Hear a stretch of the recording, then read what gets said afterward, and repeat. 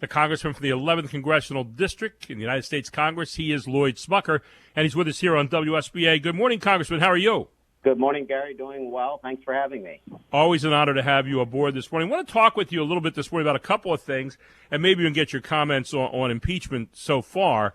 But more importantly, the stimulus package that everyone's talking about. I saw where President Biden's talking about get it out right now. We don't have a second to waste. And yet at the same time, I saw the other day the Senate passed it 51-50 with Kamala Harris, our vice president and president of the Senate, voting to break that tie. Congressional district. Congressman, you know, we're now in the 11th month of this COVID-19 pandemic. And I guess my question for you is, you know, we've seen a lot of businesses crash. What about how long do these things go? I think a lot of people want to know what's in it exactly. We've heard about different things that look more like agenda items than they are really things to help people during this COVID-19 time. So I wanted to get your summary on it this morning, your thoughts about where it stands right now. Sure. And you're exactly right. There are pieces of this that are Democrat, liberal wish list items that do not belong in a stimulus package. This is a very heavily bloated package. I continue to support targeted relief, number one, to be sure that we have sufficient vaccination available, we have the vaccines available, the distribution effort is funded well. I think there's broad support for additional relief along those lines. We want to ensure that our schools are reopened. We need to ensure that they have the support that they need to get students back in the classrooms as quickly as possible. And then there are still individuals who have been dramatically impacted by perhaps the loss of a job or in other ways that may need additional help. But what we're doing here is just unbelievable. Another $1.9 trillion package with seemingly no concern about how this will get paid for eventually or who will be paying for it. It's going to be our kids and our grandkids, frankly. And the economic impact payments that they're proposing will go to individuals who may not have lost their job and have not seen any loss in income for the entire time of COVID over the last year. And that just makes no sense to me that we don't find a way to target aid. And then in addition, there's $350 billion in aid to local and state governments. Some of them were structurally unsound to start with. This is not the time to bail them out. And then there's $350 billion to increasing unemployment enhancement. So we're continuing to provide for unemployment to those who have lost jobs, but doing it in a way that can result in them getting more dollars than they're able to get while working, which is a bad mistake. It's incentivizing the wrong thing. We are beginning to consider this bill in the Ways and Means Committee starting this morning. We'll be doing that over the next few days. One of the amendments that we are proposing is to change the way the federal unemployment supplement is changed or is calculated to ensure that it's in line with what someone could get while working. I think that'd be a great change. I'm hoping that amendment is considered by the majority. You know, one of the things that they have been talking about a lot, and we've heard a lot about this over the last several years, the $15 minimum wage hike. This idea that, you know, $15 for every minimum wage job, starting first of all federally and then maybe going out as a kind of matter of course across the country as far as a minimum wage. You hear arguments all over the place, and a lot of people say, well, for small businesses, and you were a small business owner, you started a business and made it very profitable.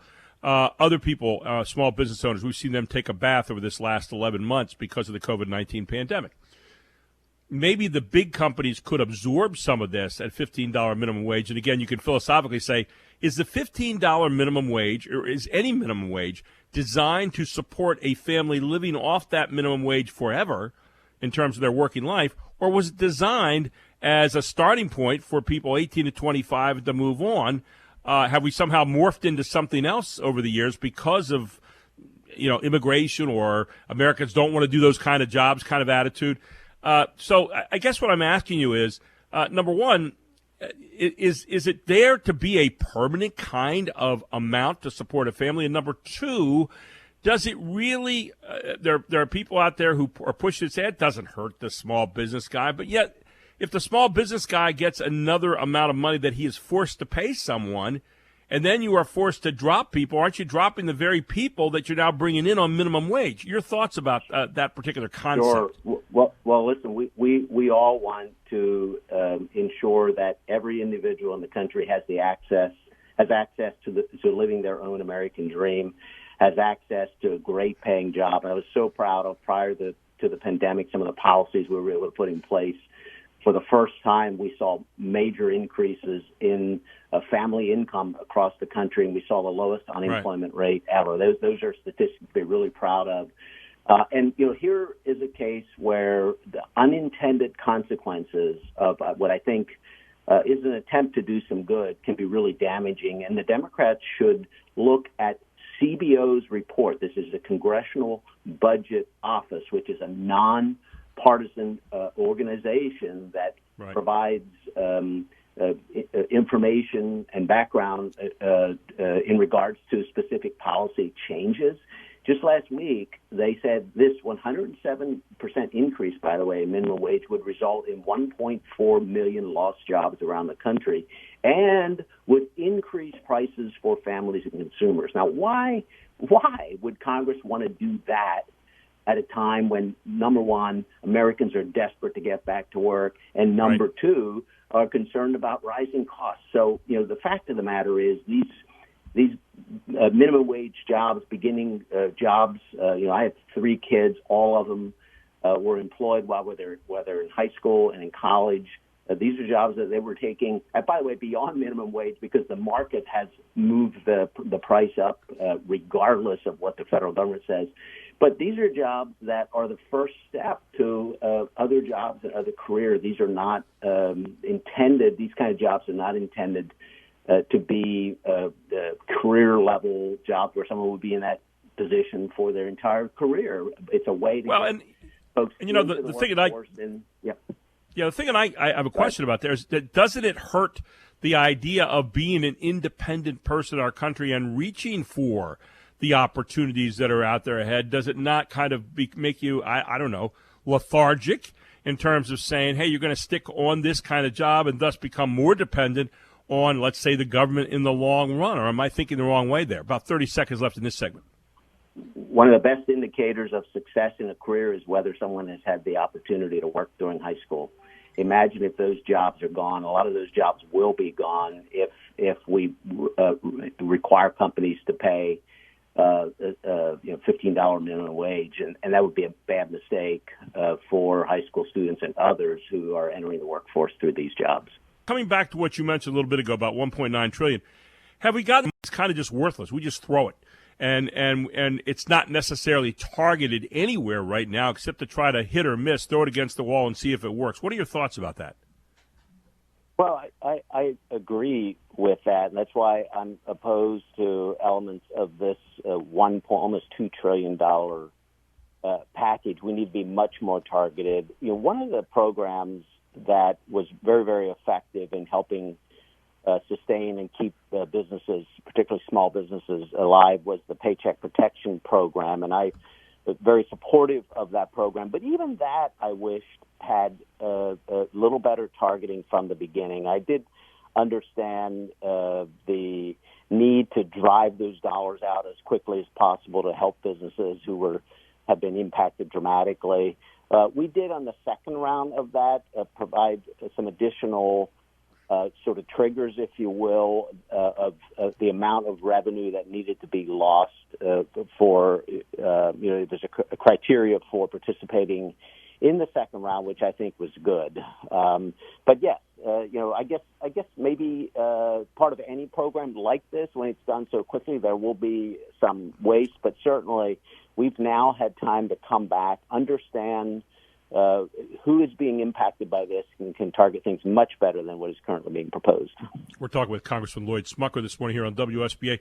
Congressman, again, staying in that same vein for a moment, do you worry with the length of this emergency, this pandemic, now 11 months, going on 12, going on a year here soon in March, Do you worry that it is making Americans more dependent on the government and taking away the desire to want to be independent? I mean, it seems like we ran to the government, and right away, and it wasn't like the government had exactly high marks for getting things done here going in.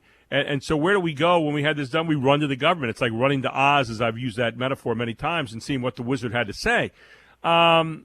Whereas we've seen the private sector do better in a lot of things. We used a story the other week where the government was administering some of the vaccines down in South Carolina, and there was a local leader who they had hour backups. Who did they call to get it figured out? The owner of Chick-fil-A in the local area, who came out and had it down to a manageable number and had people rolling through there in this drive-through for shots. So, I mean, you know, the idea that somehow we're taking away, I think, some of the independence and getting people to be more dependent on the government, is that one of the things that you get concerned about watching this whole thing take place? Well, and you see that, Gary, in some of the proposals that are out there from the progressives that would continue payments to individuals or to kids for a long time after this pandemic is over. So there are certainly those who want to take an opportunity like this to really move to a more socialist form of government where there's much heavier reliance on the government and less on the private sector and on free enterprise and on capitalism. You know, I think one of the best examples of private business working very, very well during this crisis is Operation Warp Speed, when President Trump at that time pulled together the private and the public sector in a way that hadn't been done before. It gave them the resources, yes, which were needed, but relied on the creativity and the drive of private businesses to develop a vaccine in absolute record speed. And so, you know, we know the formula. It worked before COVID for rebuilding this economy, and it's not more government. We're seeing what the private companies are doing right now. We just had the development of another new vaccine that got approved yesterday that's out there. I think Johnson & Johnson now has a new one out there. So, yeah, we're watching that in droves. You mentioned President Trump now, ex-President Trump. The impeachment started yesterday over in the Senate. Your thoughts about that so far? Obviously, they showed a film yesterday. Did the Democrats, who are the prosecutors in this case, so to speak, and it was very emotional. I mean, obviously, a lot of people saw that and reacted emotionally. On the other side, you had President Trump's lawyers basically trying to say, well, this is against the Constitution. Obviously, they voted to say we're going to go on with the trial. Now it's 56-44. But after one day, and your thoughts about this process that is going on right now over on the other house of Congress. About a minute left. Just get your thoughts. Well, you know, we do still have a lot of challenges with this vaccine. We should be focusing on that, focus on rebuilding this economy, focus on getting through the vaccine. This impeachment trial would just continue to divide the American people.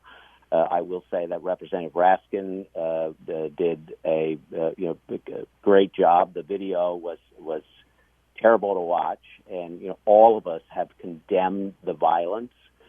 We don't condone that. It's not who we are as American people. It's not who we are as a Republican Party. It's not who we are as Trump support, as those who had voted for Trump. But that's a different standard. We've condemned that. That's a different standard than whether the president conducted impeachable offenses here. But it's the wrong thing for the country right now. We need to move forward and find ways to bring the country together. Congressman Smucker, appreciate you taking the time to be with us this morning. Thank you so much, and we'll talk to you again very soon. Have a wonderful week. Thanks for having me. Thank you. Lloyd Smucker, Congressman from the 11th Congressional District, right here on WSBA Morning News with Gary Sutton. We'll take a break.